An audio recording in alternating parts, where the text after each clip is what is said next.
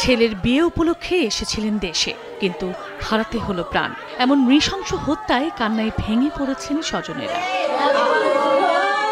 আলতাফ হোসেন তার পরিবার নিয়ে ২৫ বছর স্পেনে প্রবাস জীবন কাটালেও ছেলের বিয়ের জন্য ১ বছর আগে নিজ গ্রাম যশোরের ঝিকরগাছায় ফেরেন। বিয়ের পর স্বামী ও ছেলে স্পেনে চলে গেলেও ফেরদৌসী বেগম ১২ বছর বয়সী মেয়েকে নিয়ে থেকে যান দেশে। শনিবার রাত ২টার দিকে জানালার গ্রিল কেটে একদল দুর্বৃত্ত ঘরে ঢুকে ফেরদৌসী বেগমের গলায় ও বুকে ছুরি দিয়ে আঘাত করে। চিৎকার শুনে মেয়ে জান্নাতুল এগিয়ে গেলে তাকেও ছুরিকাঘাত করা হয়। পালিয়ে যাওয়ার সময় ফেরদৌসীর দামি মোবাইলটি নিয়ে যায় দুর্বৃত্তরা। পরে স্বজনরা এসে ফেরদৌসীর মরদেহ দেখতে পান। খবর পেয়ে ঘটনাস্থলে এসে লাশ উদ্ধার করে পুলিশ। এসে দেখি যে চাচি অচেতন হয়ে পড়ে আছে, রক্ত ভরা। কে বা কারা, কি কারণে মারলো আর কেন মারলো, আমাদের সব কিছু নিয়ে যেত, আমাদের কোনো দুঃখ থাকতো না। হত্যাকাণ্ড যেই ঘটাক, যারাই ঘটাক, কেন ঘটালো, এর সত্যিটা আপনারা একটু আমাদের তুলে ধরবেন।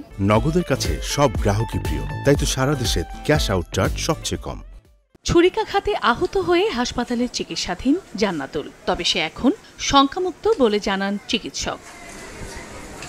পুলিশের প্রাথমিক ধারণা, চুরি করতে গিয়ে এই হত্যাকাণ্ড ঘটেছে। জড়িতদের গ্রেফতারে অভিযান চলছে। ছুরিকাঘাতে মারা গেছে বলে আমার ধারণা, আর যতটুকু ধারণা ১ থেকে ২ জন ছিল এরকম। জানলার গ্রিল কেটে তারা ভিতরে ঢোকে রান্নাঘরের এবং ওখান থেকে পালিয়ে যায়। আসামি এখন আমরা শনাক্ত করতে পারিনি, তদন্ত চলছে। ফেরদৌসী বেগমের ২ ছেলে ও ১ মেয়ে। তার মাঝে বড় ছেলে বাবার সঙ্গে স্পেনে রয়েছে এবং মেজো ছেলে স্থানীয় একটি মাদ্রাসায় আবাসিক ছাত্র হিসেবে পড়াশোনা করছে। সময় সংবাদ, যশোর।